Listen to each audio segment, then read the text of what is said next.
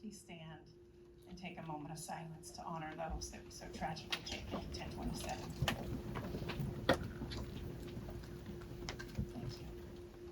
Joyce Feinberg, Rose Malinger, Cecil Rosenthal, David Rosenthal, Richard Gottfried, Daniel Stein, Irving Younger, Jerry Rabinowitz, Sylvan Simon, Bernice Simon. I'd like to ask you all to remain standing. If Susan would please come, and Eric and Jacob come to the stage. We want to thank you for coming here today. We know your hearts are full and that there's a lot of love in this room and that you all care deeply for what we are doing. And we do this work because we want to be a part of communicating through art by sharing a lens into the lives of others so that people can learn and we can change hearts and minds. And we ask you today, Jacob, if you would please film this moment for social media. We're going to film this moment for social media because all of us play a role in the power of art. We bring this to you so that you can participate with us and take it into your lives and into your communities and to other people that need to learn too how we can have compassion and stand with all groups that are vulnerable to hate violence, to fight, to personally commit to fight and stand against anti-Semitism and all forms of hate, LGBTQ+, anti-Asian hate. I want to quote Rihanna, if I may. She said when she received the NAACP award, because it's your problem, it's not mine. It's a Black people problem. It's a woman's problem. It's a Jewish people problem. It's an Asian people problem. It's a Muslim people problem. Guess what? It's all of our problems. And until we take that and adopt that into our way of being, we're never going to make progress. We have to hold leadership accountable from every walks of our lives, politically, corporate, everything we do in community together. We have to fight this. There's such a swelling tide right now, as Michael Keaton said in the intro. Please be vigilant, and please, will you say yes now and commit publicly to standing with us in our effort to change things and to make things better for people? Can I hear a yes?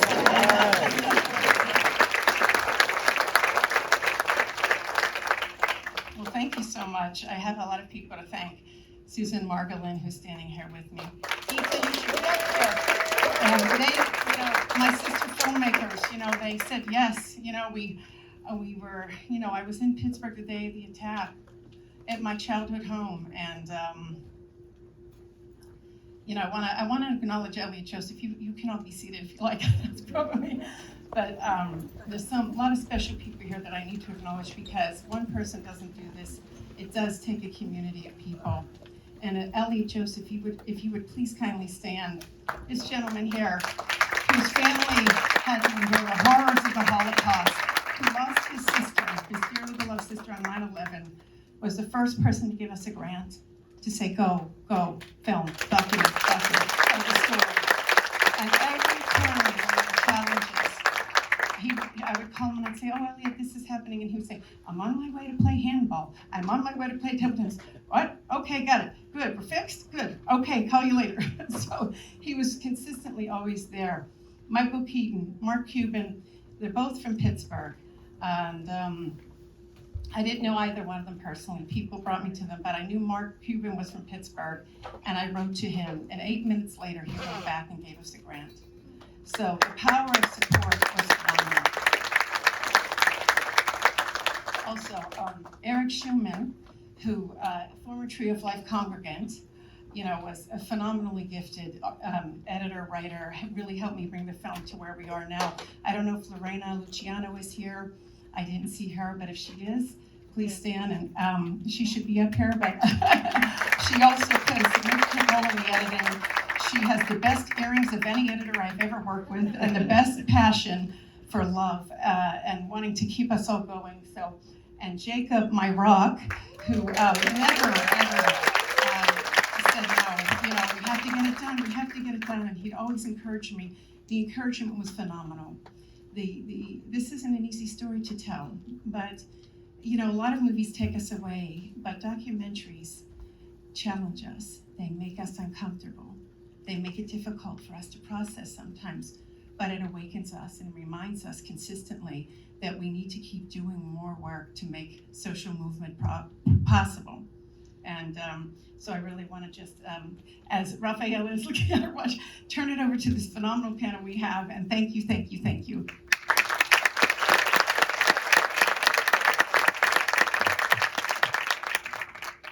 All right, so please help me welcome to the stage a bunch of people you just got very familiar with. Welcome to the stage Audrey Glickman, Anthony Feinberg, Andrea Wettner, Ellen Serla, Orsini. And we also have a special guest, Orsini, who works with the Anti-Defamation League, is Vice President of the Center on Extremism.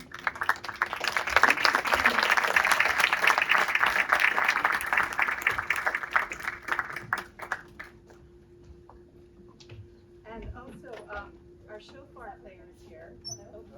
Hello. Well, this one's working. And you can probably hear me. Audrey is sounding the shofar for you in support of your commitment to want to help fight And come to the light, and because you're stand in the with dark. us Let's in our effort. stay in the light. So please, this is a special treat.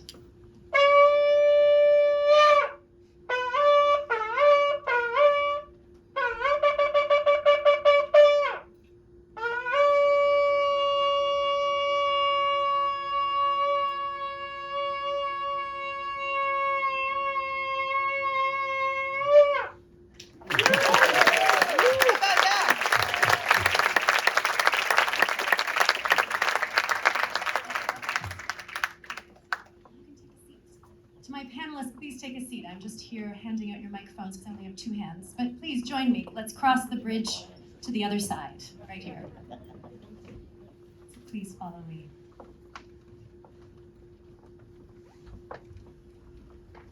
And normally, I know at festivals we want to ask questions of filmmakers, but we're so lucky to have these special guests here that I'm going to ask the audience to direct all your questions to the guests, and the filmmakers and their publicist, Adam Siegel, will be on the sidewalk to answer all of your questions for as long as you want after the film. So hold those questions.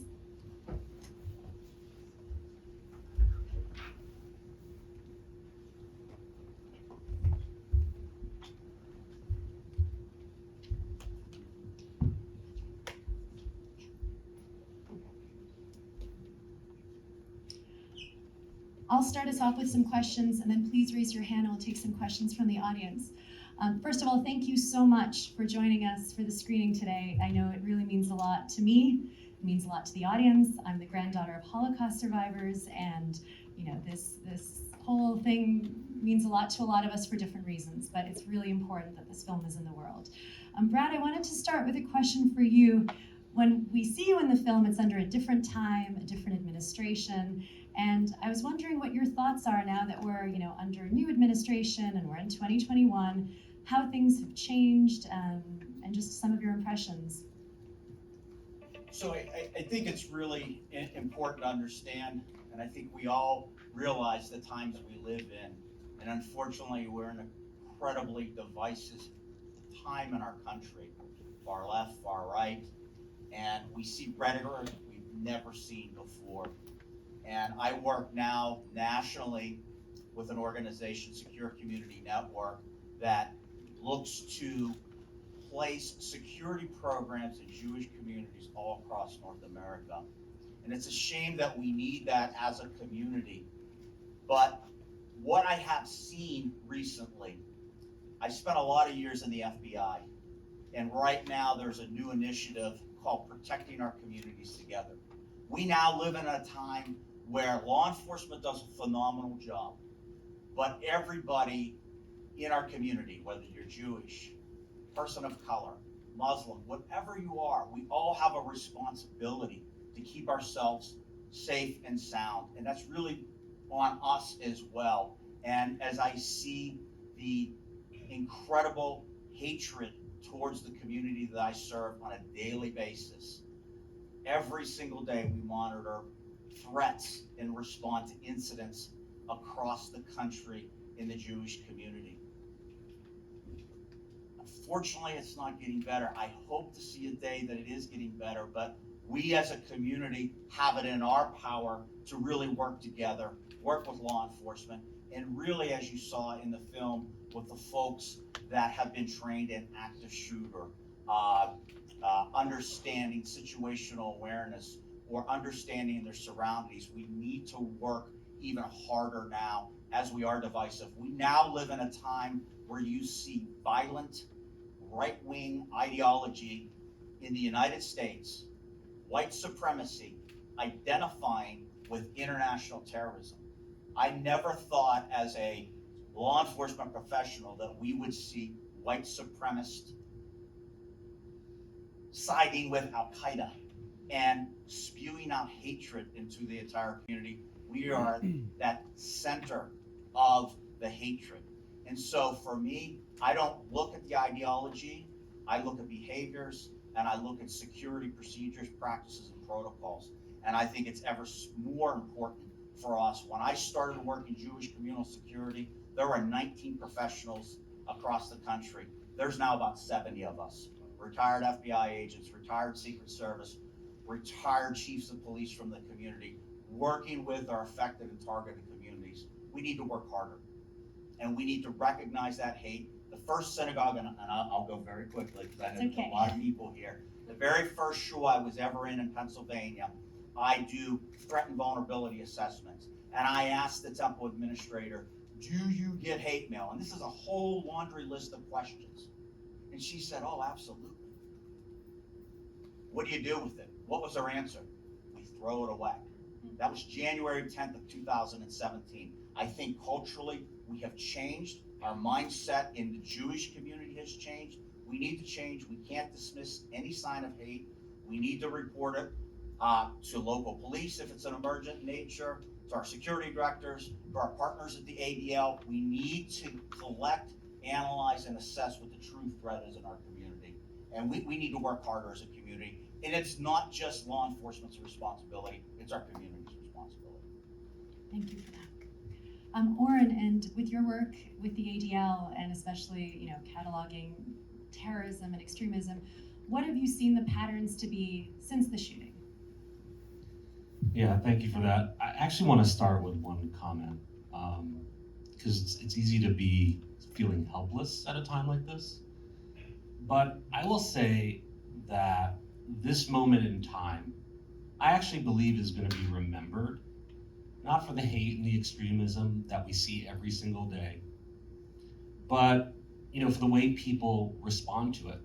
And I just want to take a moment and comment, especially the people to my right, that you are serving as a model, and the city of Pittsburgh too, on how to deal with this. So thank you.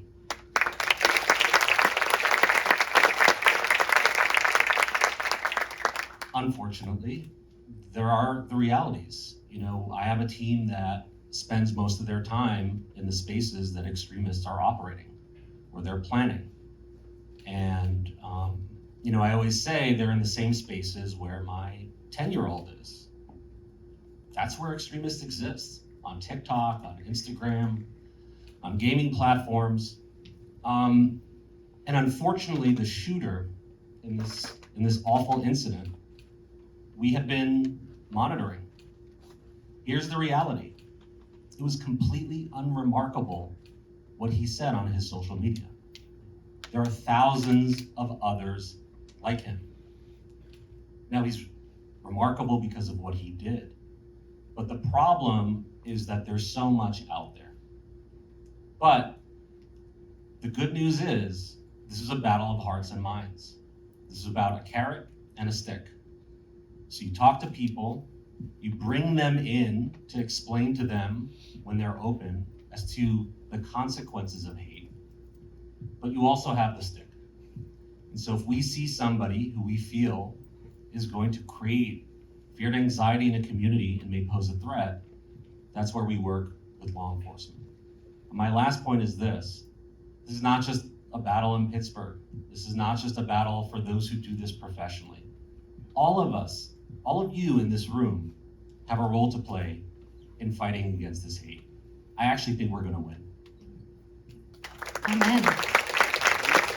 And Anthony, Audrey, Ellen, Andrea, this feels like just yesterday. And here we are watching this film together as an audience. And I don't know if any of you are comfortable speaking about some of your impressions now that time has passed. Has it made things harder? Has it made things easier? Is it neither? Have your perspectives shifted? And I know you've come as far as from Pittsburgh and Paris, so I want to just give you a moment to share any thoughts you might have. And you don't have to either. We're here to love you anyway. I will always talk. So, yes and no. I've always been someone who does battle for anyone who's oppressed or discriminated against or whatever. I haven't had to do so much for the Jewish people. For it's always been people not so much like me. And now it's people a lot like me. And it's very much the same, but it's also very much different. And it leads me to believe that when we put on other people, when we say Black people should fight for Black people's rights, we're wrong about that. We should all be fighting for other people's rights. It makes so much more sense that way.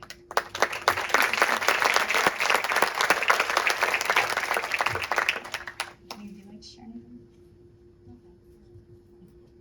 Right, Tom. Can you hear me without the mic? Actually, use the mic because we're filming it Okay, and you film we'll have it. better audio. So actually, there's an undertone throughout the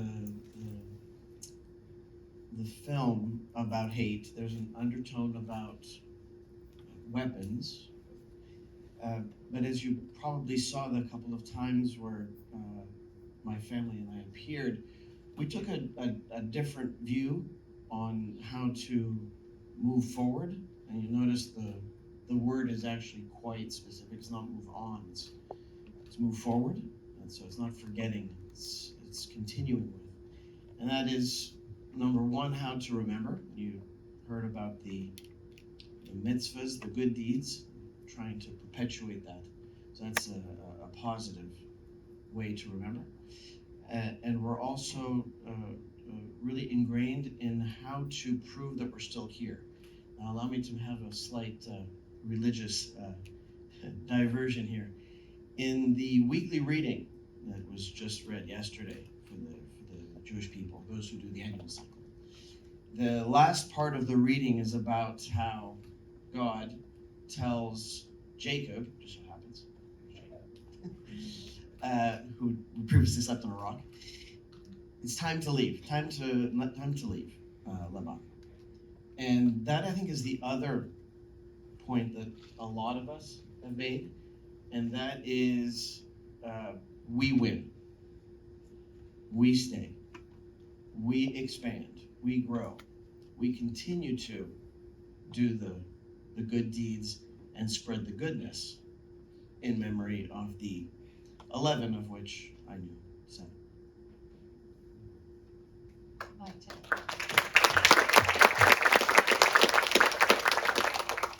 would like to add to that our family also chooses to look at the positive and think of our mother every day and do things that she would want us to do and be together as a family and embrace the community that has helped us just unbelievably. So we don't think it'll always be with us, but we don't focus on the negative, and we just choose to live our lives and move forward.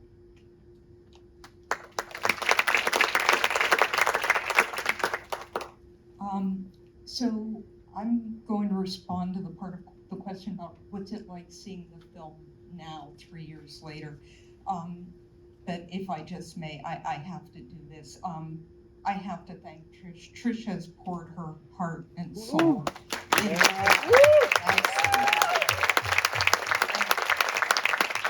all from a place of goodness. So thank you, Trish, from my heart. For me, this is a particularly difficult time for watching the film because of the context of where we are right now. I've spent the last 2 weeks, you can dial into the Charlottesville trial, which is what I've spent the past 2 weeks doing, and it is incredibly frightening. The kinds of things that Brad was talking about hearing, I mean, I knew they were out there. I didn't, I can just say it is frightening and it is real. And it's also happening at the same time as the Kyle Rittenhouse trial, where you see a 17-year-old marching around with an assault rifle. And so sometimes I think, here we are 3 years later, are we worse off than we were before? And I take comfort in this. There was, you may have read or heard, in Pittsburgh on the 3rd anniversary of the shooting, there was a several-day conference called Eradicate Hate. And there were over 100 experts from around the world that are all dedicating their lives and the lives of their working cohorts to trying to eradicate hate. And I hope that projects like this and the work that Brad, who is absolutely incredible, and his cohorts are doing, really can help move us past this really difficult time period in history. Well, I hate to do this, but we actually need to wrap this up. But the good news is all these people would love to keep talking to you, and we have a sunny day in New York City and a big broad sidewalk, so you can all find each other and keep connecting. I do want to just quickly, before we go, ask Trish, since this is the first audience to see it, where people can continue following the film, telling their friends about it, supporting it. I just have to acknowledge Michelle Fetting because I missed one person, so please forgive me. She's a phenomenal executive producer. I don't know where she is. I'm looking for her quote. It's dark. Are you here, Michelle? Can you stand? Of course she's in the dark, so I couldn't see her when I was recounting the names. But she was by my side in Pittsburgh, and just another rock. Like, I couldn't have made the film without. But to follow us, we are looking for a home for the film. We need the right partner that's understanding what we're trying to do, and we need to continue to seek grants for our education campaign, but we have social media going at treeoflife.com, and if you follow us on social media for now, I think that's the best way to get updates. But we have another screening on Wednesday at 4 p.m. if you'd like to recommend the film to anyone else to come and join this conversation on Wednesday. So thank you very, very much for coming. Thank you all so